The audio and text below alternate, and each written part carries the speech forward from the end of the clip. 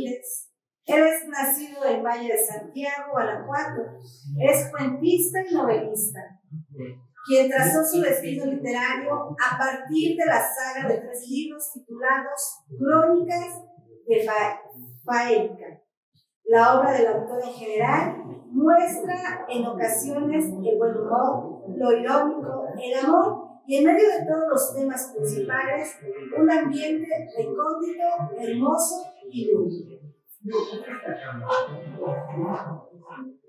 Sobre el maestro Esquilo Campos, Bernardino Quilo Grecio es originario de la ranchería El Saus, en el municipio de Celaya, Guanajuato, de antepasados y padres campesinos. Creció en las labores del campo, las faldas del Cerro de la Gavia, cuidando animales y recogiendo mezquites.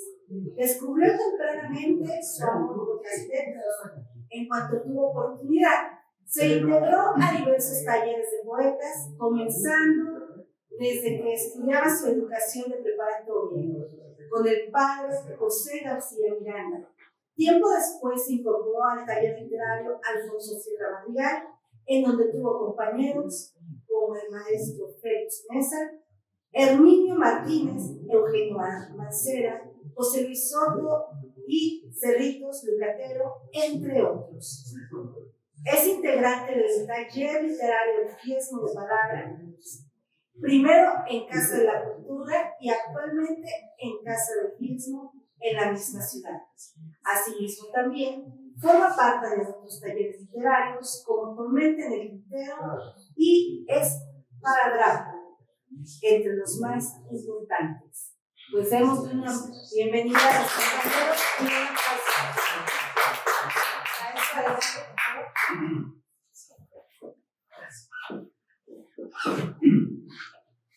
Muy buenas tardes a todas y a todos, estimados amigos. Como ya dijo nuestra compañera Denise,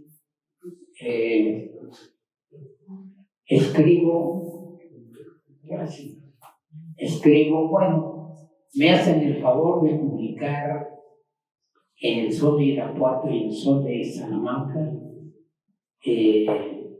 pues algunos pensamientos, algunas reflexiones, sobre todo de carácter educativo. Y en esta ocasión le agradezco al maestro Josué, que es nuestro coordinador, por la invitación. Pertenezco a una asociación que se llama Cabalgata por la Ruta de la Independencia Nacional.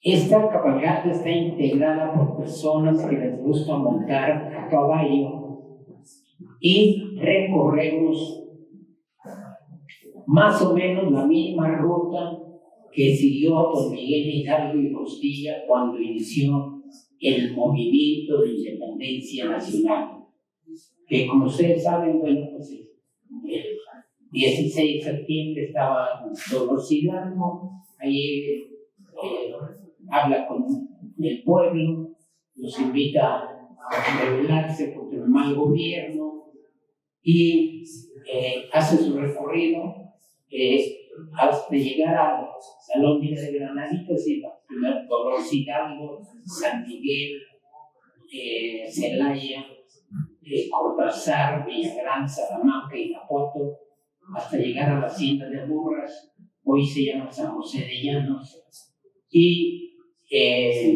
preparan el asalto al Salón de Granaditas.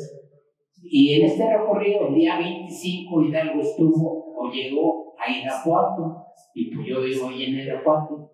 Yo soy encargado de darle la bienvenida a los cabalgadores, los atendemos ese día, y al día siguiente salen continuando su recorrido. Entonces, este artículo, pues como ustedes saben, son breves, pues son en una cuartilla, y narro algunos detalles de ese día.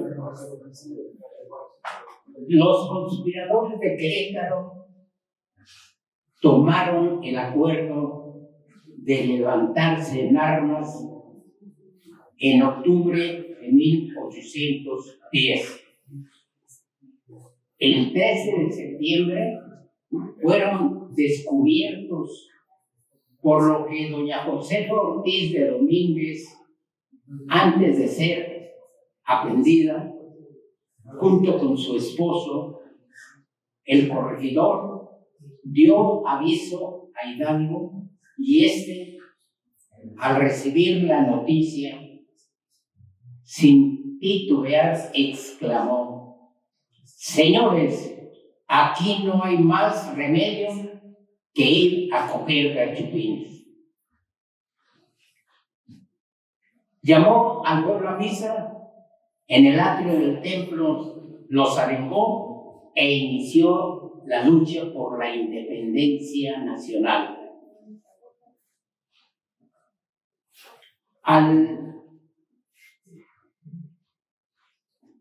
detener a las autoridades españolas y liberar a los presos, Hidalgo salió de Dolores con 300 personas aproximadamente. Al pasar por Atotonilco, tomó como estandarte la imagen de la Virgen de Guadalupe.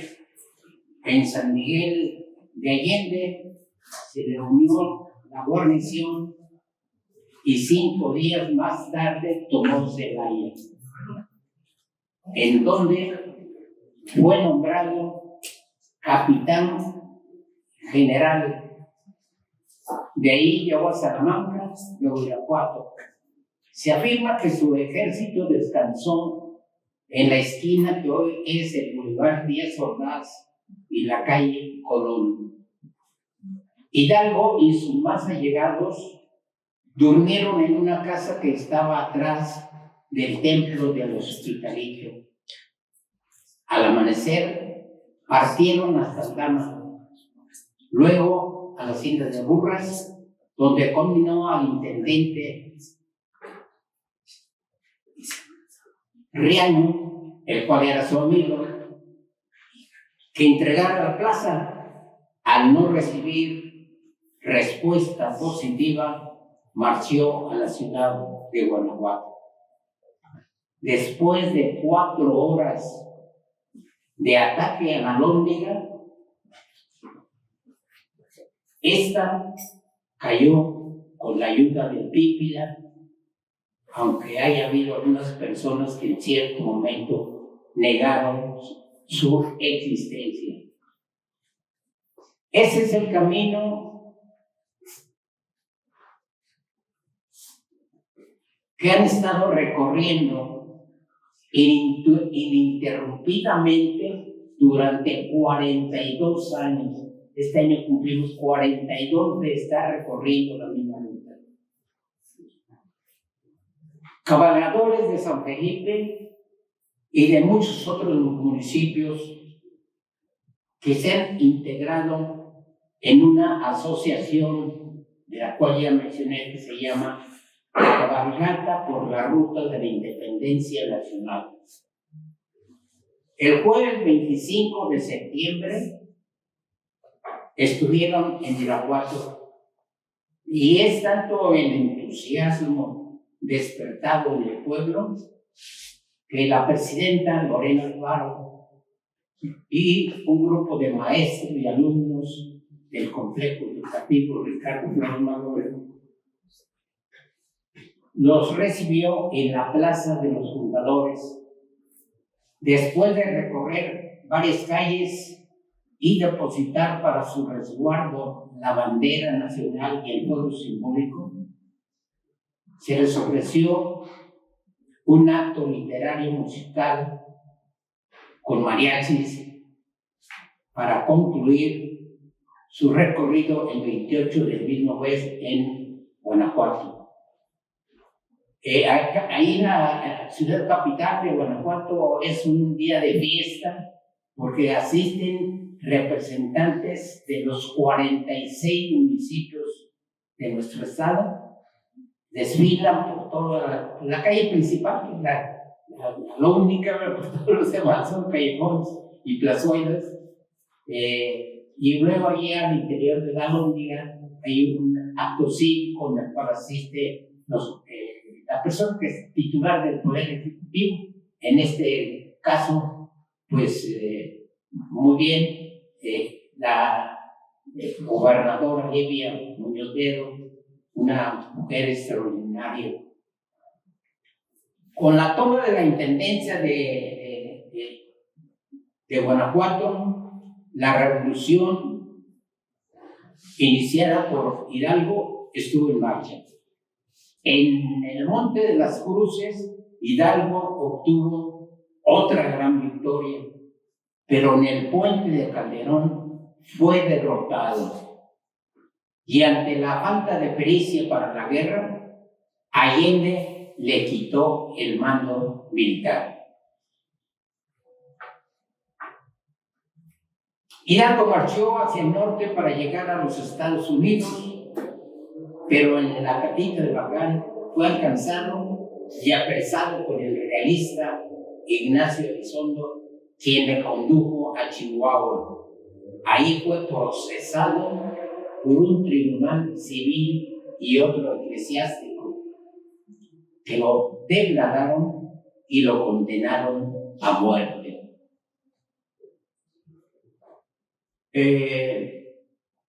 Aprovecho esta oportunidad para hacer el conocimiento de ustedes después de esa actividad que un grupo de cabalgadores realiza año con año, desde hace, como ya dije, 42 años.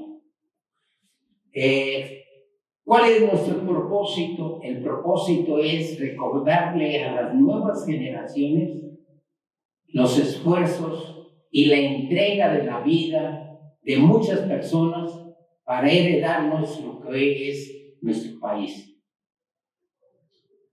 Un país que, bueno, siempre hemos dicho México lindo y querido, y ahora decimos México lindo y herido por la gran amenaza que conlleva y la pérdida de vidas de muchas personas. ¿Cómo llegamos a esto?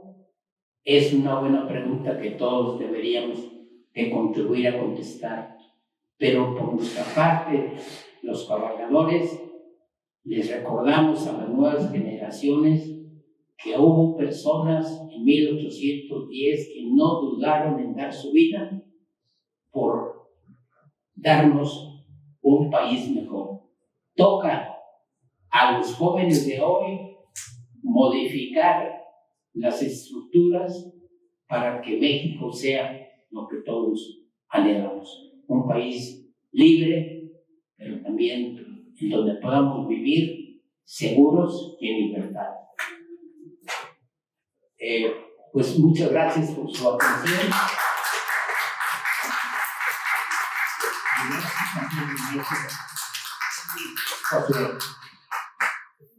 Adelante.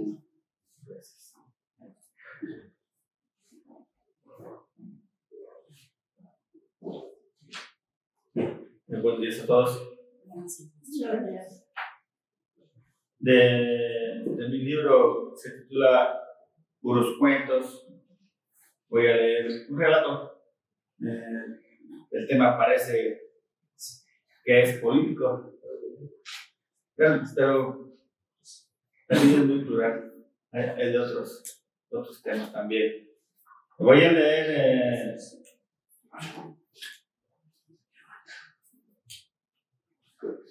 el relato titulado El 13. Es un género narrativo, ciencia ficción o fantástico. Este es el 13, un lugar cubierto por niebla y arena, a donde llegan quienes han muerto sin saber el motivo o sin haber visto al homicida. El 13 es un desierto con una valla a cada costado. Quienes habitan la zona viven su muerte arrojando con una pala la arena hacia el otro lado. Después, a base de soplar con su propia boca, arrojan la niebla hasta dejar la zona transparente, y cuando terminan de limpiar hasta el último grano de arena y cúmulo de niebla, el cerco se recorre y empiezan de nuevo. entes con alas retorcidas como alambres de desecho, con dos fosos centrales en el cráneo, de cuyo interior parece que dos hormigas de color azul se asoman, el cabello ralo y pegajoso como un moco se dilata y retrae cada que gesticulan palabras. La frente semeja a un río bifurcado, metido en lo que parece ser carne brincando entre las piedras. Los labios caen tanto, quizá para evitar el asomo de los dientes. Las orejas las descansan en los hombros como si quisieran evitar el peso. Las criaturas tienen patas largas como si fueran leños de arbusto y manos rematadas en forma de red. Son los querubes. Te han traído los querubes. La voz serena de la zanuria le dio la bienvenida. Debe ser un sueño, respondió el recién llegado. No, mira, ahí viene tu esposa. Los entes alados alzaron el vuelo haciendo un ronroneo con las alas, que quiso levantar la arena y con ella se formaron árboles, en los cuales las figuras que fueron llamados querubes por la mujer se apostaron en lo alto, acurrucándose entre el tajo filoso de sus alas. ¿Has venido a matarme otra vez? El rostro rasgado de la mujer inquirió a aquel personaje acabado de llegar, mismo que volvió a todos lados y vio lo mismo, un largo camino envuelto en una niebla arenosa. Esa niebla rasposa cubre la mitad del rostro de la fémina. Aún así, el cabello dorado alcanza a confundirse con el tono del sílice, uno que se nota, a pesar de todo, más claro que cualquiera. El pulso del joven tiembla y vuelve a voltear a su alrededor, solo para comprobar la infinidad de siluetas entre el polvo arenoso que busca salir de la niebla, enfrascados en diálogo con otras formas. El desierto es estrecho, donde les toca atarearse con una empalizada de arena por los costados y una gran avenida sin fin. El hombre empujó sus interrogantes hacia el horizonte, lo escudriñó por varios minutos hasta volver a sí. Ella quiso bofetearlo, pero desistió luego de ver al miserable ser que se siente perdido y desconcertado. El viento suele ser violento o frágil según sus emociones, y yo tengo la serenidad y paciencia. Debo entender qué me dirás. Quizá a eso has venido. No he venido a nada. Esto me vuelve loco, dijo. Una vez más, el joven alto y barbado. Tú me has matado. No he sido yo. Las zanurias se reunieron sorprendidas ante la negación del pobre hombre. Dice la verdad, porque aquí nadie viene a mentir, se dijeron las zanurias, y por mucho rato estuvieron dialogando a qué hacer con él. Tomaron la decisión de regresar a la joven. El ente de cara de artrópodo la toma de la mano y la regresa al lugar de donde la conocí. No, tras aclararle, tienes la oportunidad de descubrir lo que te ocurrió, sin extralimitarte en tus acciones, o las zanurias te reprenderán. Ella entra a su hogar, observa el pasillo, la sala, se recuesta, va a la cocina luego, huele el delicioso sabor de su comida que no se ha disipado. Decide entrar a la alcoba y encuentra a su marido hurgando los cajones del tocador. Se mantiene estática y cuando decide encararlo, lo escucha blasfemar los motivos que lo llevó a matarla y después a su hermano gemelo. Impulsos de odio que desde la infancia mantuvo, luego de haber sido abandonado en un orfanato y nadie supo de su existencia, hasta que creció y lo descubrió. Por días los estuvo espiando hasta llevar a cabo sus planes. La joven se dirigió a la cocina, tomó un cuchillo, se acercó al hombre. Este volteó, no pudo creer lo que ante sus ojos se presentaba. Lleno de terror se hizo hacia atrás, momento en que la dama aprovechó para clavarle una y otra vez el filo en la carne, que cayó en tirones en el piso y la sangre corrió hasta la cocina. Los querubes fueron por ella meneando la cabeza. Desobedeciste. Las zanurias la tomaron de la mano y la condujeron a otro nivel. Decidiste vengarte. inquirió una zanuria. ¿Dónde está mi esposo? Debo verlo. Ya no puedes, dijo la zanuria.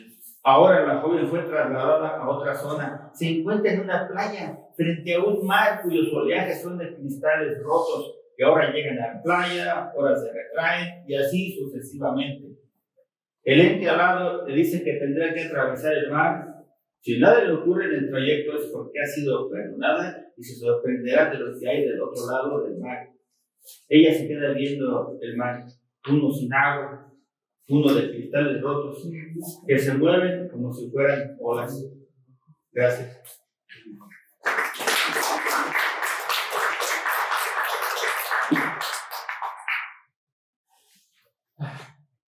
Pues muy buenas tardes. Bajo el auspicio de tertulias literarias y la invitación de Josué,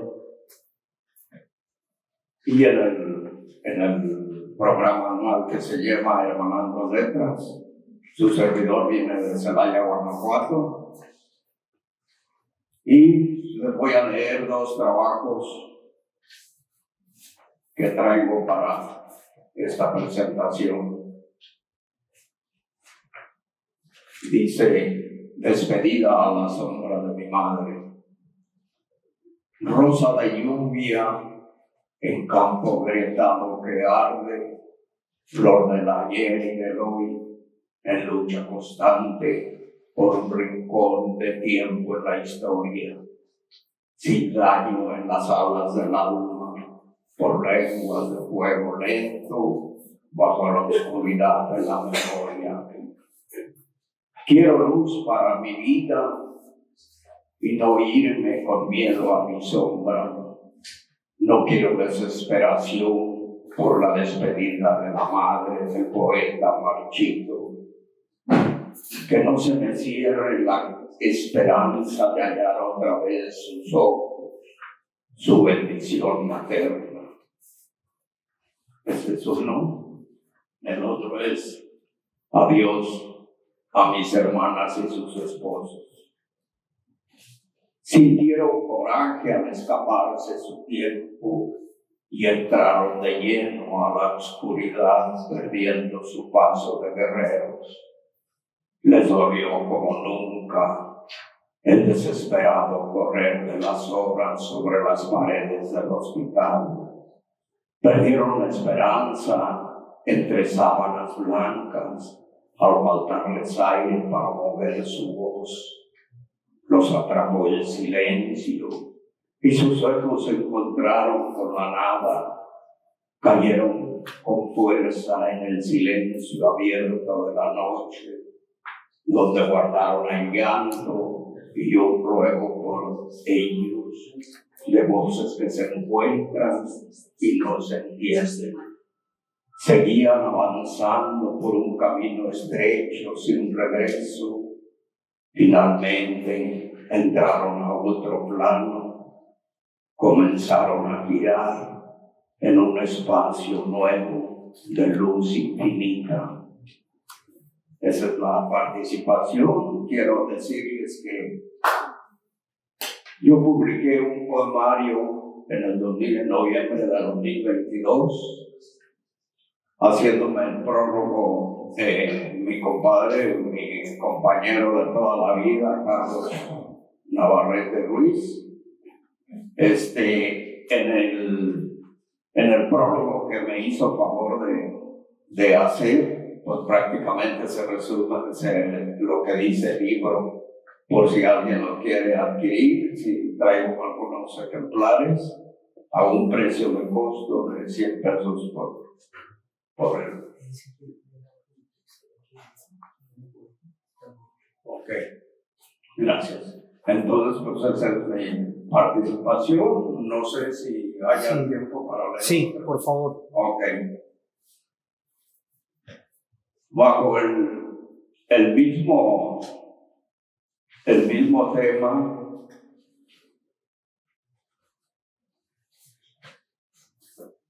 les voy a leer otros dos que les quiero compartir. Pensares 1, sentir pesado el tiempo y pasar de largo cuando toda palabra ya no dice nada, morirse despacio, sin rencor ni miedo, irse quedito, sin llanto ni arrepentimiento. 2. Al final del camino ya no queda luz. Llegó la neblina, los años se fueron. Se terminó el vuelo y se rompieron las alas. El silencio llega, me duele la vida. Voy a la sombra del silencio, amigo. Voy en busca de tu mirar en calma. Y finalmente les comparto otro canto a mi sombra. Aceptar que eres y estás siempre, aún por encima del tiempo, que al final también cobijas. Sentir tu frío en la noche pulsando con dolor los sentimientos. Aguantar lo amargo de tu paso. Pesa mucho este viento, se me pierden los ojos en la tristeza. Aparece el llanto que me lleva a un silencio interminable. La oscuridad es larga y se abandonan las horas para invitarme a hacer una caricia a la tierra húmeda que me recibe y me arropa con un cariño de siglos. Por fin llego a ti, madre, termina la espera. Eso es lo que...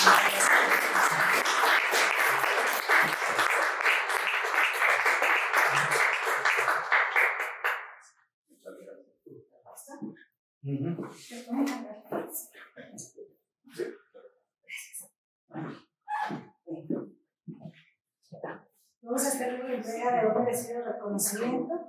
La Red Estatal de Lecturas Literarias Guanajuato, José Luis Calderón Vega, otorga el presente certificado de apreciación al maestro Esquilo Campos por su destacada participación en el Festival Poético 2025 Hermanando Letras. León, Guanajuato, México, al 10 de octubre de 2025, firma nuestro coordinador estatal de la Red de Lecturas Literarias de Guanajuato, José Fernando Morales Gómez.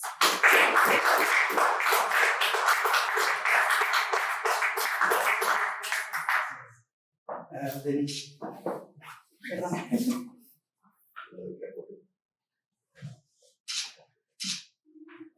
Gracias. Con la misma leyenda, Gracias. pero este es para el maestro Ezequiel Soto Martínez. Gracias, gracias,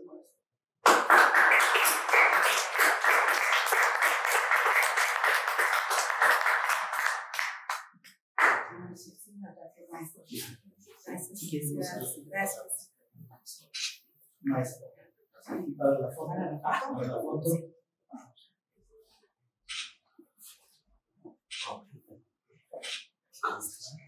Pues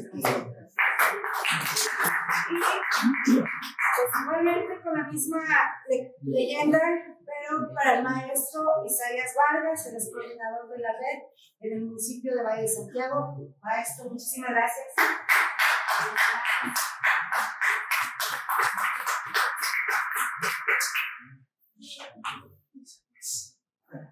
Gracias. Sí, sí.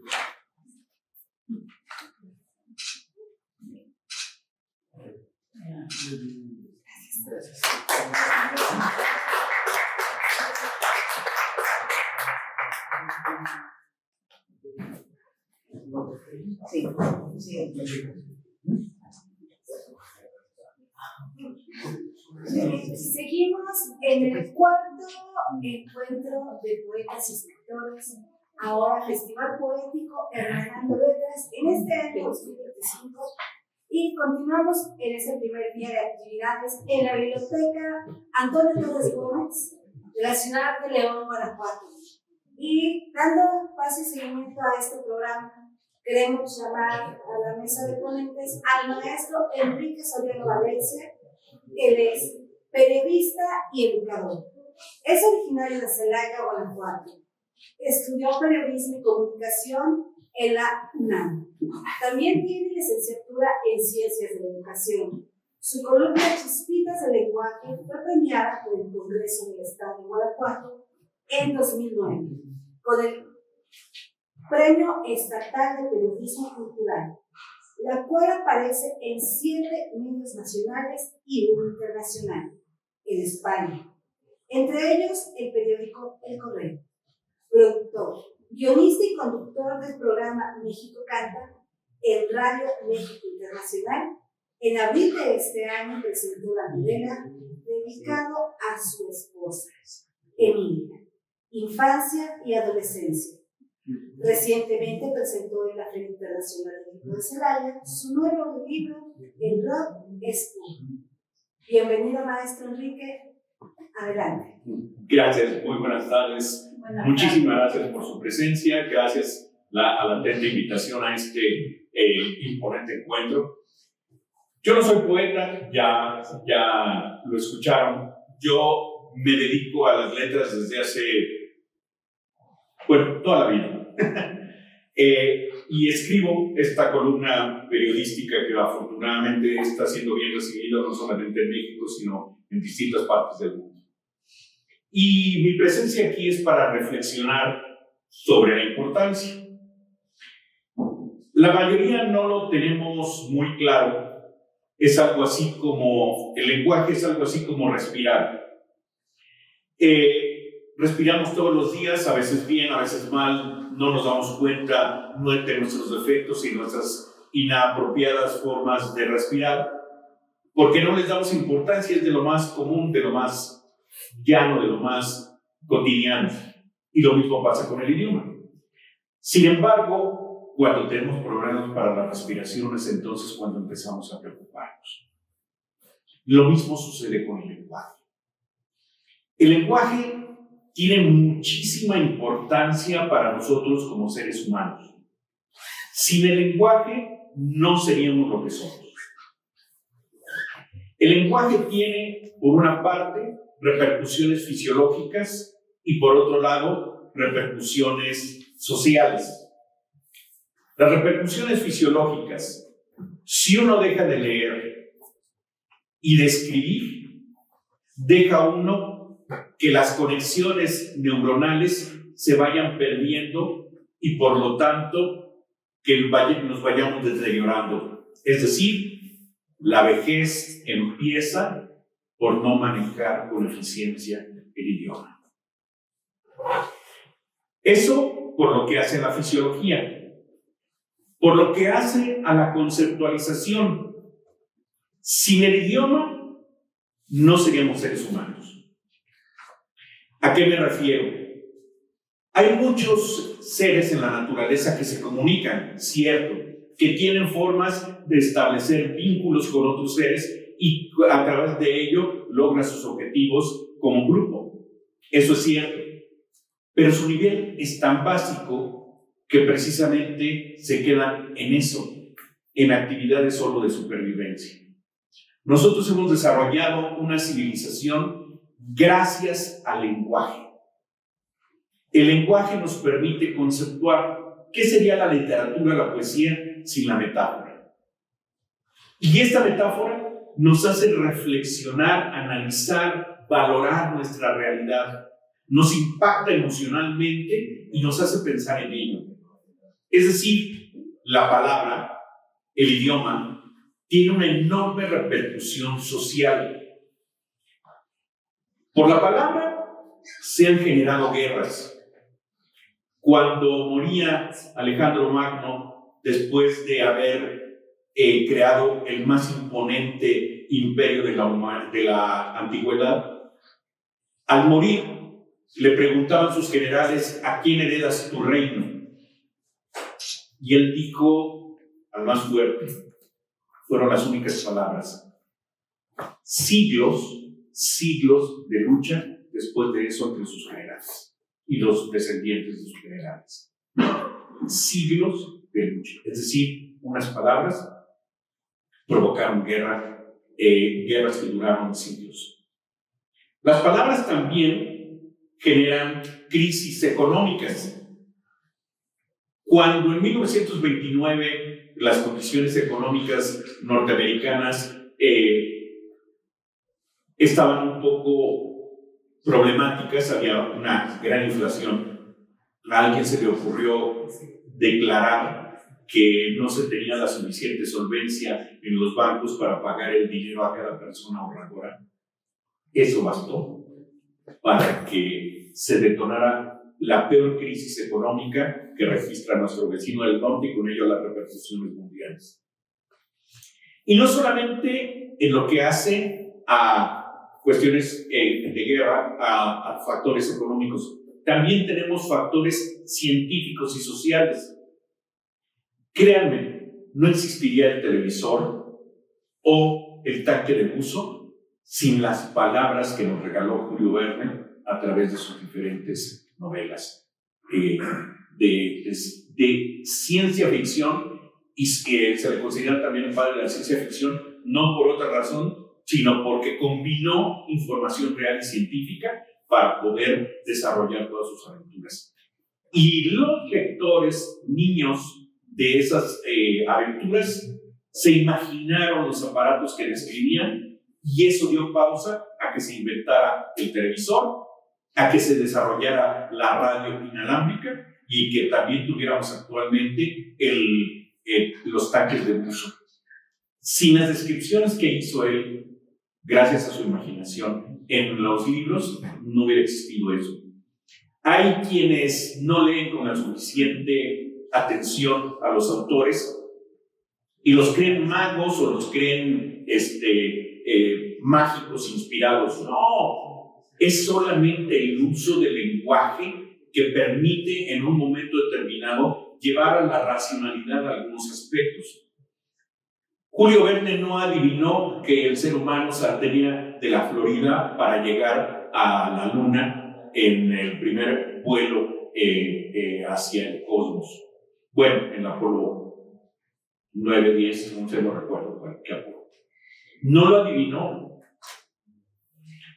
Él estudió el apogeo y el perigeo, y estudiar implica echar mano del idioma y por lo tanto razonar. Él echó mano de los tratados científicos, estudió el apogeo y el perigeo, es decir, los momentos en que está más cerca y más lejos la Tierra de la Luna, y se dio cuenta que los dos únicos lugares más cercanos a la Luna en el momento en que se encuentran la Tierra y la Luna en su perigeo, los dos puntos más cercanos a la Luna eran Texas y la Florida. Pero en ese entonces, cuando él escribió las novelas, Texas estaba siendo objeto de rebatible entre Estados Unidos y México. Entonces, para no complicar su novela, decidió ubicar en la Florida la salida de su cohete hacia la Luna. No fue alguien que haya visto el futuro, es alguien que utilizó el idioma para poder deducirlo y saberlo. Es decir, el idioma no solo nos permite comunicarnos con los demás, ofrecerles a través de sus plumas poesía, a través de sus plumas relatos, sino que el idioma nos permite analizar, valorar, reconocer y identificar la realidad y entenderla mucho más, a mayor cabalidad. Decía Juan Rulfo, los escritores somos unos mentirosos. Pero gracias a esa mentira es por lo que llevamos a hacer que los demás entiendan su realidad. Y es el lenguaje lo que nos permite esto. Aquí entonces la preocupación es que, como decía Mao Zedong, uno no puede levantarse de la cama y salir sin más ni más a la calle sin antes haberse lavado la cara, haberse quitado las chinguiñas y haberse alisado un poco el cabello. ¿Qué pasa con nuestro idioma? Que francamente lo estamos manoseando inadecuadamente. He visto muchos libros publicados con faltas ortográficas, con errores gramaticales, con errores sintácticos, con imprecisiones en el uso de los vocablos.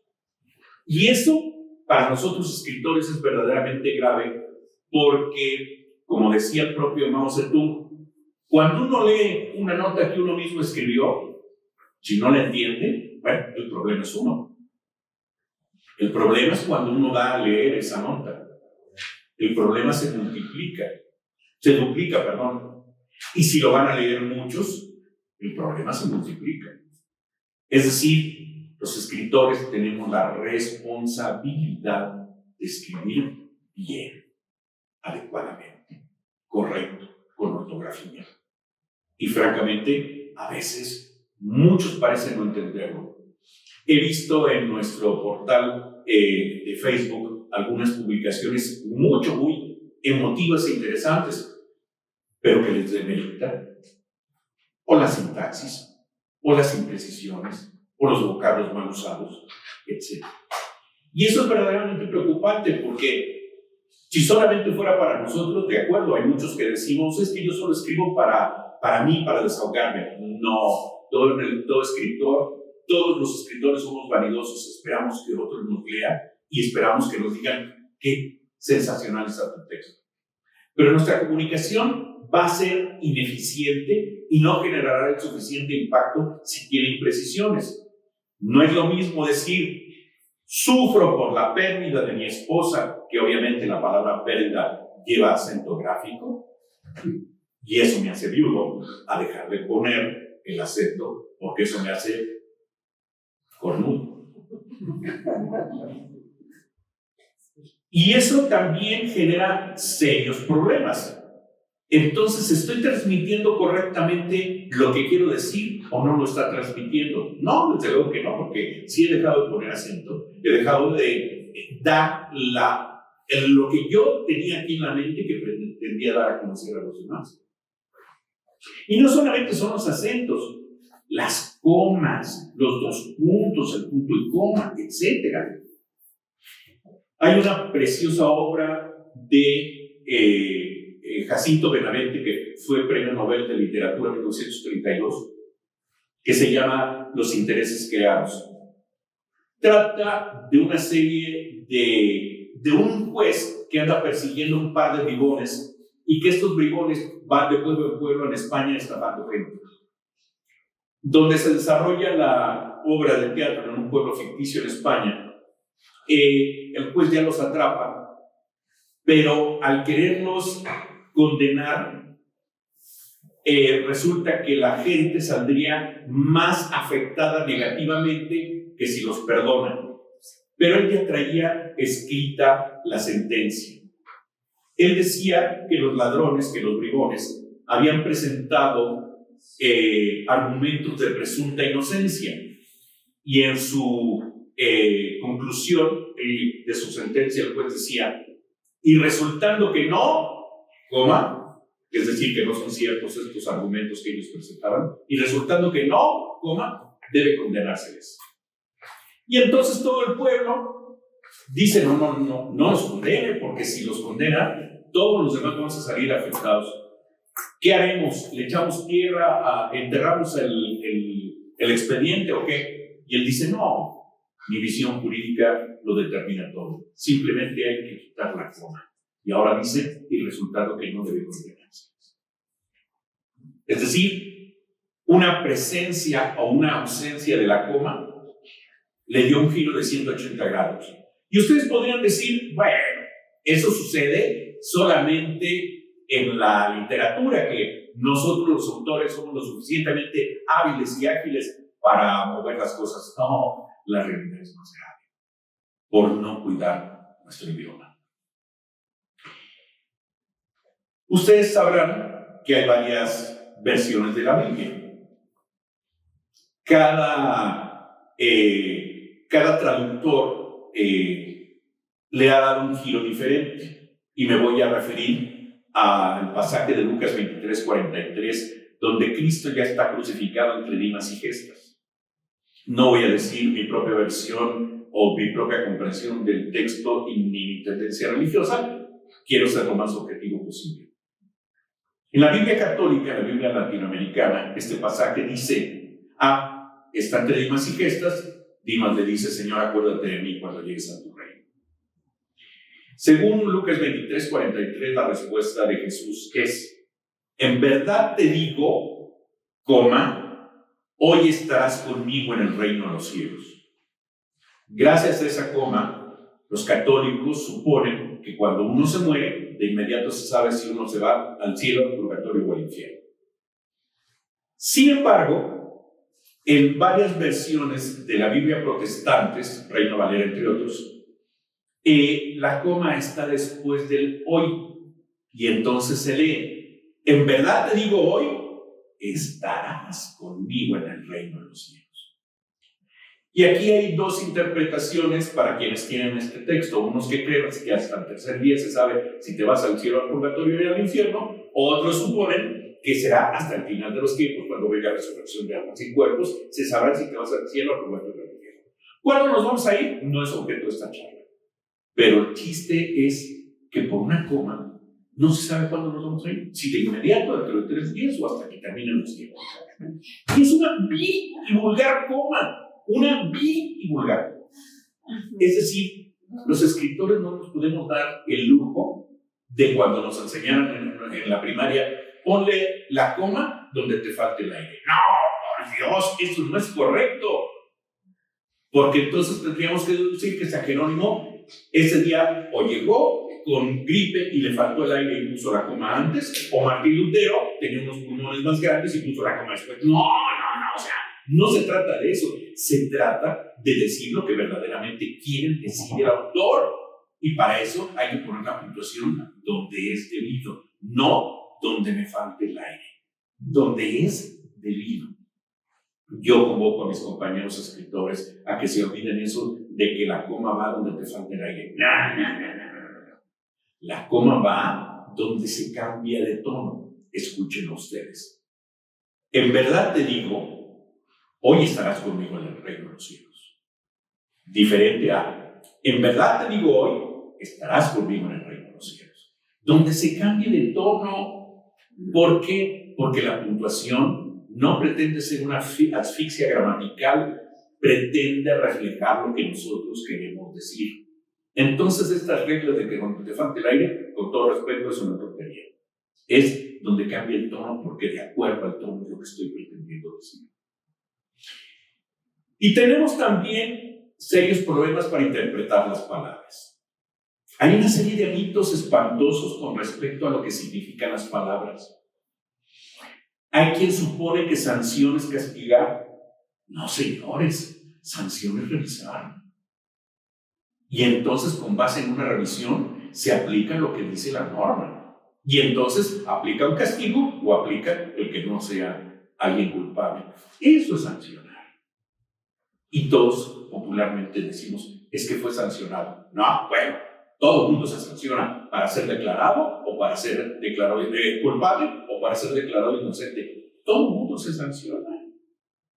Entonces estamos utilizando inapropiadamente el lenguaje. El diccionario tiene 100,000 vocablos, 100,000 definiciones, 100,000 entradas, le llaman los académicos. Cada una de esas definiciones, cada una de esas entradas tiene en promedio 5 palabras derivadas. En promedio hay algunas que no tienen más que la que está enunciada en el diccionario y otras que sí se derivan. Tan solo los verbos tienen 17 tiempos verbales y ya esas son 17 derivaciones de una misma palabra. Tenemos 100,000 vocablos y de manera cotidiana la gente que no escribe solo utiliza 250 palabras. 250. ¿Saben qué significa eso? Que le estamos dando al idioma una pobreza tal que verdaderamente es delirante esto. Eso lo dice, no lo digo yo, lo dice la Secretaría de Educación Pública.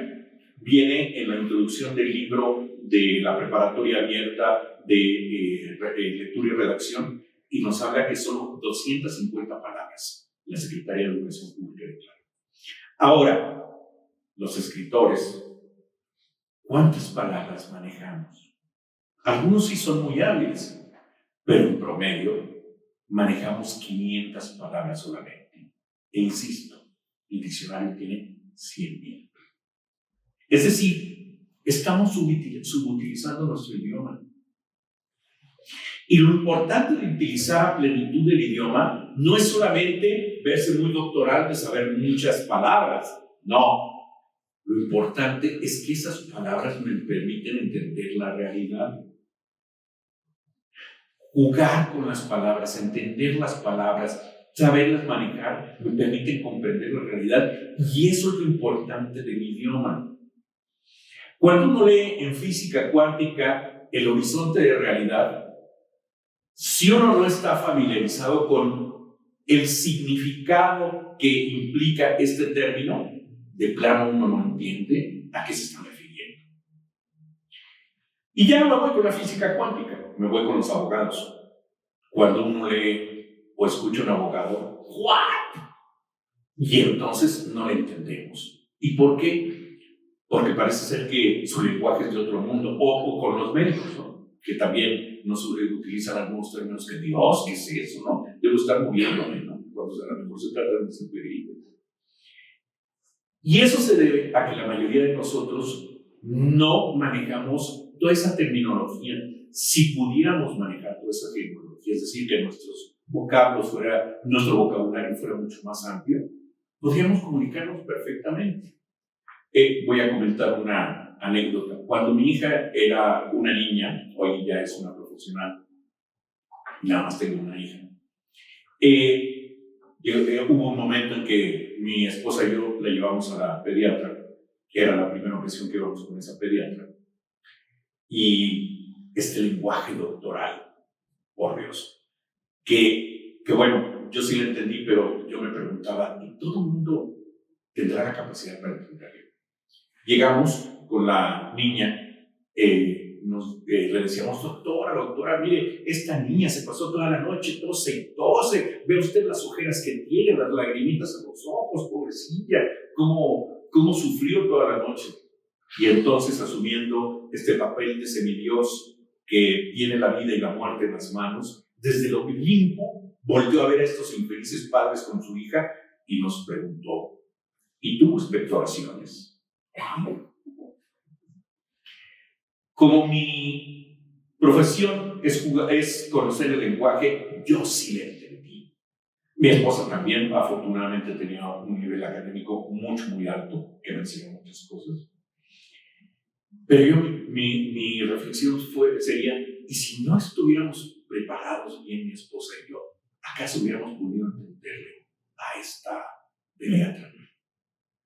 Y entonces, perdón, pero es que a veces soy inaguantable. Le dije, perdóneme, pero su idiolecto no está en mi lexicón. Ella se quedó toda sorprendida y dice, no le entendí, yo tampoco. Oiga, es que yo estoy hablando como lo que soy, una profesionista de la medicina. Y le dije, yo también estoy hablando como lo que soy, un profesionista del lenguaje. Oye, es que así no nos vamos a entender. Justo, así no nos vamos a entender. Y entonces ya me dijo, bueno, ¿tuvo flemas? Y también me preguntó, ¿y usted qué me dijo? Le dije que su lenguaje especializado no está en mi vocabulario cotidiano. ¿Qué estoy tratando de decir? Que realmente algunos se aprovechan de que los demás no manejan un lenguaje amplio, pero otros no tienen la más mínima voluntad de poder buscar un lenguaje mucho más amplio. Y eso es lo preocupante. Me consta, y yo he visto a muchos escritores que sí están muy preocupados en presentar sus textos, y la pregunta es, ¿y cuántos libros han leído últimamente y sobre qué temas? Eso, el leer, además de escribir, nos permite enriquecer el idioma, reconocer formas, estilos, aplicar nuevas fórmulas a la hora de expresarnos y sobre todo enriquecer nuestro idioma. También en la casa deberíamos en nuestra familia buscar que se enriqueciera el idioma, que jugáramos con el lenguaje, que nos dijéramos adivinanzas. Hoy día, cuando no queremos que un niño no nos dé lata, le decimos, ahí está el teléfono y entretente. Cuando a lo mejor sería muy interesante dejarle un libro de cuentos infantiles. Es cierto que el libro no se puede mover como la pantalla, y es cierto que a veces no tiene los suficientes dibujitos, sí es cierto. Pero si el niño nunca ve a los padres también leer, jamás se le va a apetecer leer, porque sí ve a los padres mover su teléfono y estar en las pantallas. Es decir, si los niños aprenden imitando las actitudes de los adultos, sería muy prudente que nos vieran leer. ¿Cuántas personas vemos en los parques leyendo? Nunca. O 2 o 3 acaso, pero la mayoría de las veces no sucede. Qué importante sería que los niños vean que hay gente que está leyendo en el parque, en el autobús, en la casa. Ya nadie presume sus libros en las casas. Dios, ya no hay libros en las casas. Qué grave es esto. Y si no hay libros en las casas, ¿cómo las nuevas generaciones van a aprender a disfrutar de los libros? Y ustedes dirán, bueno, tú empezaste hablando, Enrique, con el idioma. Sí, pero es que los libros están llenos de nuestro idioma.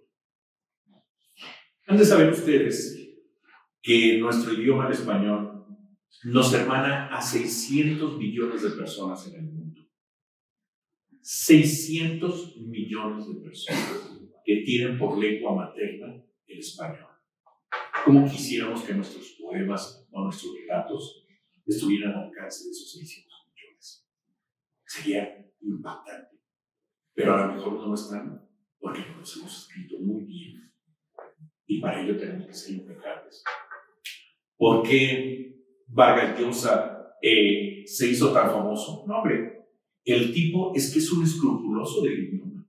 De verdad es un escrupuloso del idioma. Hace unos días en la Feria del Libro me compré uno de sus ejemplares de Cartas a un joven novelista, y al abrirlo así al azar, me dice, porque finalmente el autor está hablando directamente con el lector, me dice, cuando escribas relatos, si usas un pretérito indefinido, tiene otras características. Si usas un pretérito imperfecto, tienes otras características. Me enteré porque afortunadamente conozco esto. Pero la mayoría de nosotros eso lo estudiamos en la primaria y en la secundaria y ya se nos olvidó. Ya no sabemos. Ya no sabemos qué nos dijo. ¿Y por qué? Porque decidimos olvidar una parte de nuestro idioma. Necesitamos recuperar el idioma, fortalecer. ¿Y quién es más que los escritores? Los escritores tenemos un impacto en la sociedad muy grande, muy grande. Ya hablé de Julio Verne, pero no es el único. El propio Vargas Llosa, o el propio García Márquez, o todos esos premios Nobel. No es premios Nobel, es premios Nobel. Está mal pronunciada la palabra. Todo el mundo dice premio Nobel, no, es premio Nobel, porque la palabra no tiene tilde o acento gráfico en la O. Y como no tiene acento gráfico, se tiene que pronunciar Nobel. Y si alguien duda de lo que digo, ahí está el diccionario panhispánico de dudas de las academias de la lengua, que dice que la pronunciación debe ser Nobel, el premio Nobel.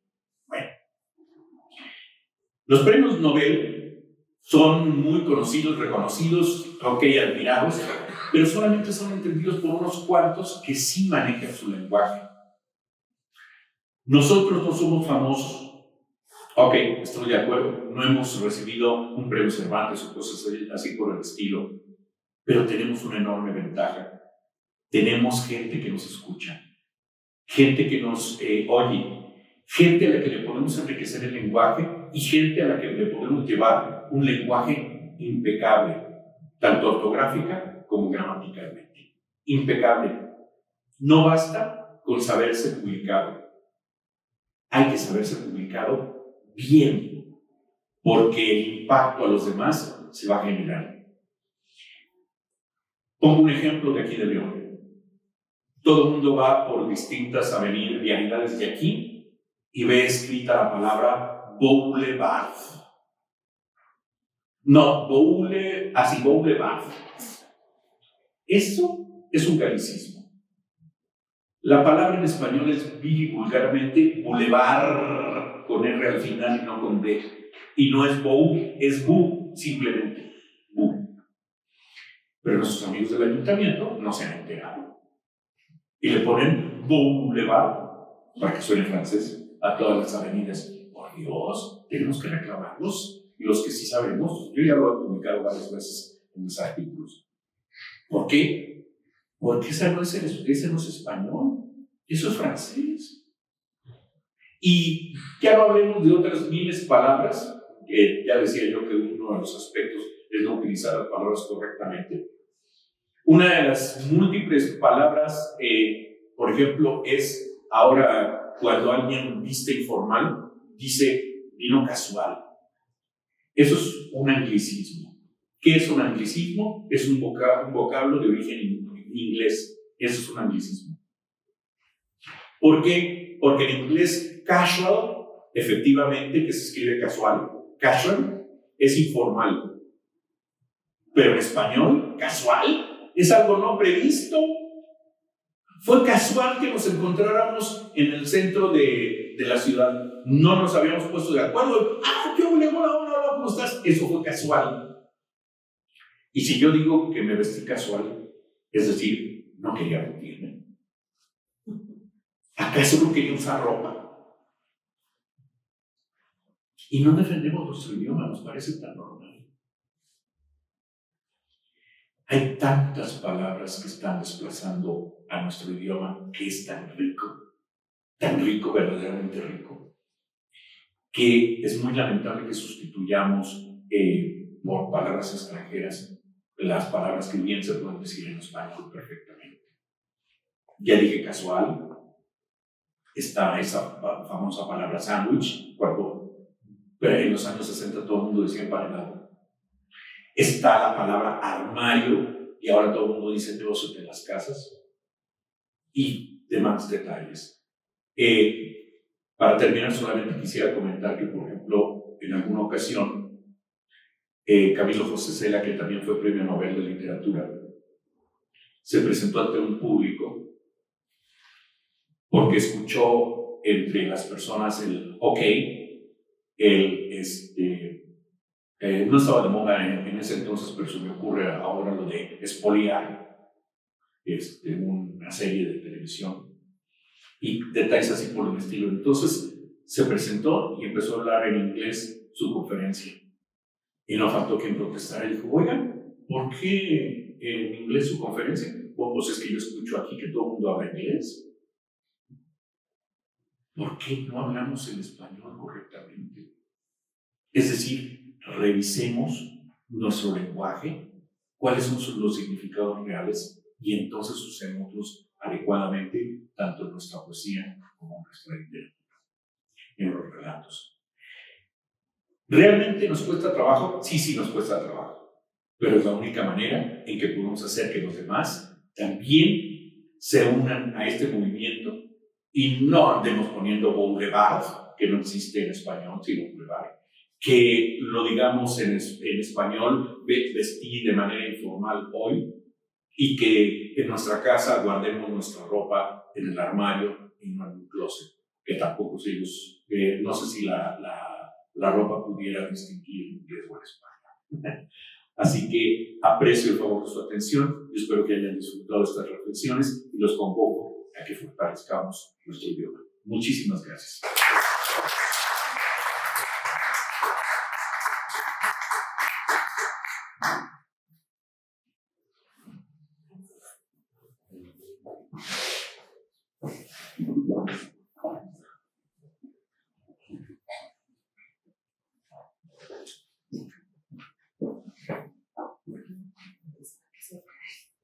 Gracias. Muy bien. Pues Tenemos un doble reconocimiento y diploma. Muchas gracias. Bueno, primero vamos a empezar con el reconocimiento. La Red de Tertulias Literarias Guanajuato, José Luis Calderón Vela, ofrece un merecido reconocimiento a nuestro compañero y amigo, periodista y escritor, a esa vida, a esa historia individual, donde su obra son hechos que han de convertirse en una huella permanente en el tiempo, siendo un compromiso moral para los miembros de esta agrupación el impulsar y el de adentrar a alguien en esta historia colectiva que vivimos. Por lo que entregamos el presente al maestro Enrique R. Soriano Valencia por su excelente participación en el 4º Encuentro de Escritores y Festival Poético Musical Hermanando Letras León 2025. Agradeciendo su sincero apoyo a este movimiento cultural guanajuatense. Firma los coordinadores municipal y estatal de la Red de Tertulias Literarias de Guanajuato, José Fernando Morales Gómez y Omar Enrico. León, Guanajuato, 3 de octubre del 2025. Muchas gracias. Este certificado de apreciación que igual la Red de Tertulias Literarias Guanajuato, José Luis Calderón Vela, entregan por su participación. Muchísimas gracias. Jonathan, puedo estar por eso. Por lo francés.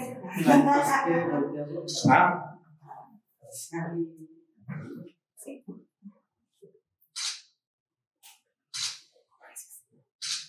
Gracias. Gracias. Gracias. Muchas gracias. No, al contrario, gracias. No son palabras. Sí, gracias. Un receso para un cafecito. Aquí tengo unos libros de chispitas de lenguaje y mi primer libro de cuentos por si alguien está interesado. Muchas De gracias. hecho, sí, si gustan, hacemos un receso de unos 10 minutos. ¿Qué hora es? Son las 1:35, sí. 1:35. Sería que gusta un cafecito, pasar al baño. Bueno, es que ya ves que se paran y toman el café. O Ya ir me al estás baño. grabando ahorita, ahora me estás transmitiendo. No, por eso estoy Bueno, hablando libremente. 10 minutos por si quieren hacer. Libremente y sin información. Sí. Vas a detener. Sí, lo tengo. Gracias. Sí, no sé dónde.